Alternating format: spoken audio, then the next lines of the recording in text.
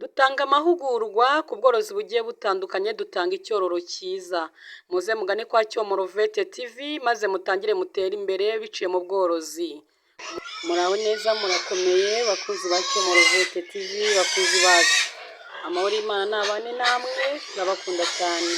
Mbere na mbere mbanje gusabira umugisha no kubashimira mwe mukomeje gukora subscribe, share, comment ndetse na like.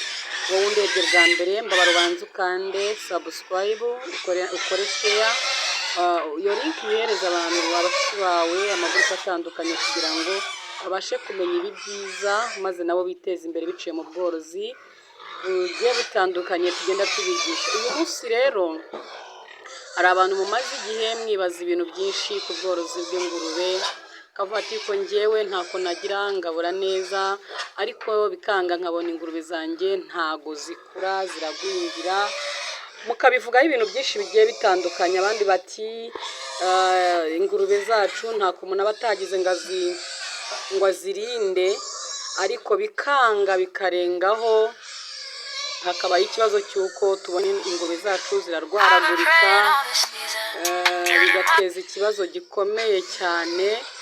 Ikindi hakaba hari n'abakubwira ati njyewe iyo mfite ibyana bitoya bigicuka bifatwa no guhitwa, bigahitwa habe no kongera kuvuga ngo birongera bisubire ku murongo bigira kabiri. Nyine izo ni imbogamizi nyinshi bakubwira, kandi koko uko umuntu agenda ambwira ibibazo nk'ibyo ngibyo nkahita mbona impamvu ituma ingurube ze zigwingira nk'uko yatangiye abimbwira. Mu by'ukuri ingurube yitwa ntago yakura kamemu, iragwingira kabiri.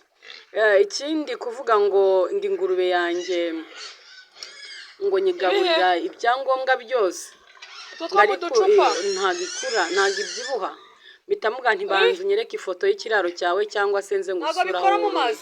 My dear, iyo mageze usanga ikiraro kirimo umwanda, usanga ikiraro niba kirimo n'agasuku bazihereza kantite ntoya cyane iri anda y'ikigero zirimo, cyangwa ugasanga niba abantu bakagaburira ibiryo byinshi bagahozaho ibiryo bigahora muri manjwari. Kandi narababwiye ngo iyo ushaka ko ingurube yawe ikura, ibyo ni ibintu byose ngiye kubabwira, ni ibintu ngiye kubigisha. Murabona ibi byana ni ibyana bikiri bitoya bigifite amezi 2, ariko ibi byana mureba ahantu biri, murebe ikiraro birimo. Iki kiraro murabona kidafite isuku, kitumutse. Izi ngurube ubwazo muri kubona ukuntu zisa neza. Ahantu iyo unahageze ntabwo umenya ko ari ku kiraro cy'ingurube. Murabona mu by'ukuri pe imbeho yakinjiramo n'ibyo kubera yuko hagiye harimo imyenge. Ariko ikintu tugiye kureba aka kanya, nabatangire tugitangira kuza kugabura mu masaha ya mu gitondo. Hano hari izakombye da. Mbere yuko tugabura turabanza ikiraro cyacu tukagikora amasuku, tukagikoropa neza, kugira ngo byibuze niziza kurya hakagira n'ibitakara hasi, ntizize kugira mikorobe zigiye zitandukanye zikura muri wa mwanda uri mu kiraro zikawurya bitewe n'ibyamenetse hasi ziri kugenda zikurikirana. Ikindi mwabonye neza niba mwitegereje, murabona yuko ikiraro cyacu buri cyumba kigiye kirimo ingurube nkeya, kandi ni icyumba ingurube zisanzuramo, zirisanzuye bihagije. Mu magambo makeya icyo ndi kukubwira ni iki? Ndi kukubwira yuko mbere na mbere mu bintu bizatuma ingurube yawe igwingira n'umwanda. Kabiri, ndimo kugira ngo mwibutse neza yuko ikiraro gitoya gifunganye kikaba kirimo ingurube nyinshi zitabasha kwisanzuramo ngo zimenye aho zijya guta umwanda, aho ziganga, aho zirira. Icyo gihe iyo ngurube iragwingira. Iyi ngurube kugira ngo iguhe umusaruro, mpora mbabwira ngo mwagiye mumbabarira ibi bintu mukabikunda.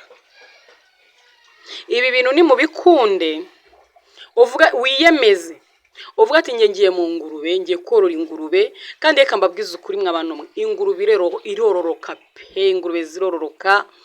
Ingurube ntago washaka amafaranga ngo uhamagara umuntu ngo ubure umuntu ukugurira.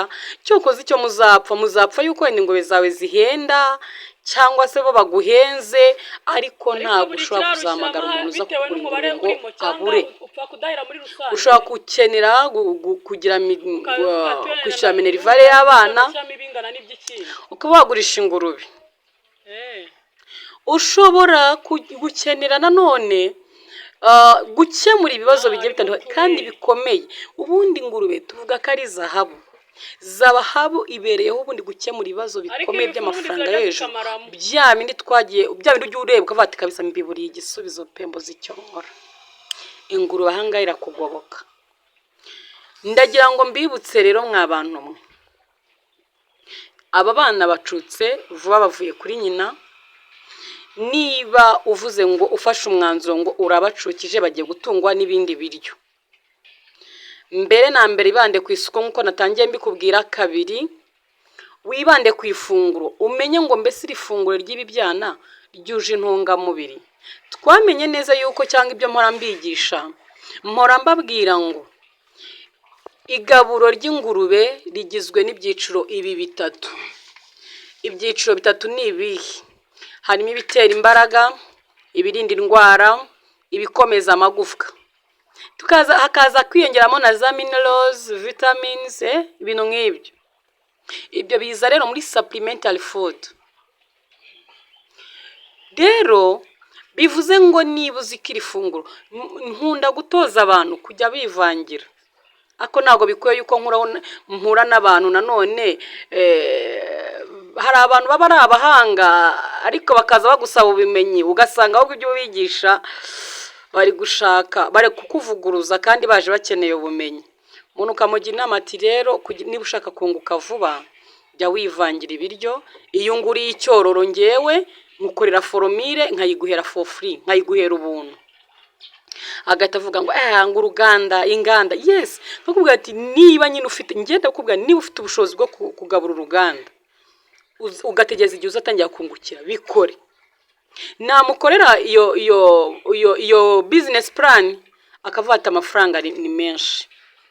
None se kuki mugisha inama k'umuntu ubigisha kandi utabanje no kugerageza ibyo yakubwiye?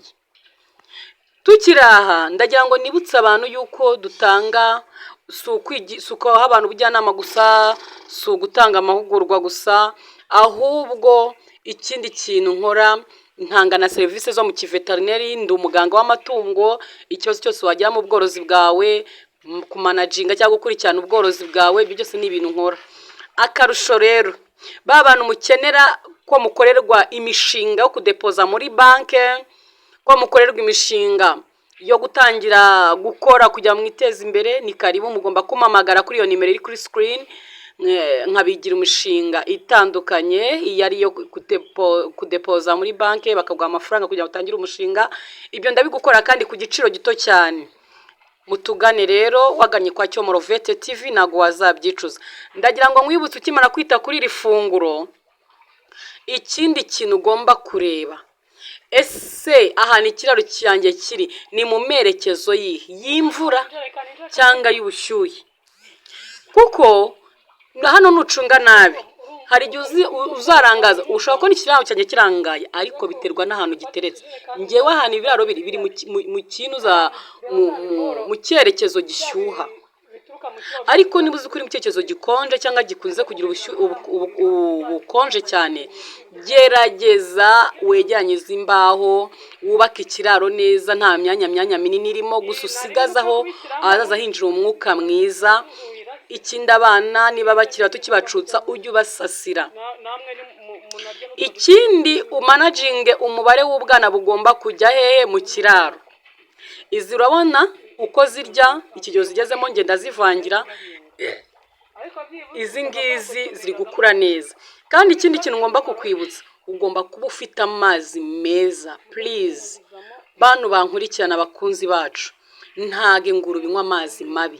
Iyo inyweye amazi mabi, iyo uyigabirishije amazi mabi, bya bishanga byanyu, bya bivura, bya bizi by'imvura bidasukuye, ingurube iragwingira kandi wagabuye neza. Iyo ingurube iri ahantu hari ubukonje iragwingira kandi wagabuye neza. So rero kugira ngo abantu mukeneye yuko ubworozi bwanyu bwaguka, mukamushaka no kuvugurura, mwamamagara kuri telefone nkabafasha. Nta muryo ungana ngo mbure kumufasha, kandi icyo mbere ni ukubafasha kugira ngo mumenye imishinga minini n'imitoya mwajyamo, mukaba bakire, mugahora ku rwego rwiza, muhora muzamuka, mutera imbere. Amahoro y'Imana rero nabane namwe. Gusa ntiwibagirwe gukora subscribe, ukanda share. Ikindi ntiwibagirwe kuza ngo nguhe icyororo cyiza. Kugwa ya ngurube ikiri ishashi nkayiguha ihaka ku mafaranga mato, kandi ukijyana ikagusukira hasi 10 na bingaye 10. Abantu bazi ko ari ibikabyo, ariko abantu bangurira amatungo barabizi. So rero bakunzi ba Cyomoro Vete TV, nimuze muduteze imbere, ndabizi ko mutazabyicuza. Ni mu makazi mbakorere bantu muri hanze, ba diaspora, banyamahanga mufite business zanyu mu Rwanda, cyangwa n'abashaka ko twambuka tukaza hakurya yo kubafasha gukurikirana ibikorwa byanyu. Ndagira ngo mbibutse neza yuko nta handi wakura mu veterineri w'umwizerwa wizewe, waguteye ibintu neza kandi kinyamwuga, harimo ubunyangamugayo uretse hano. Ciao ciao.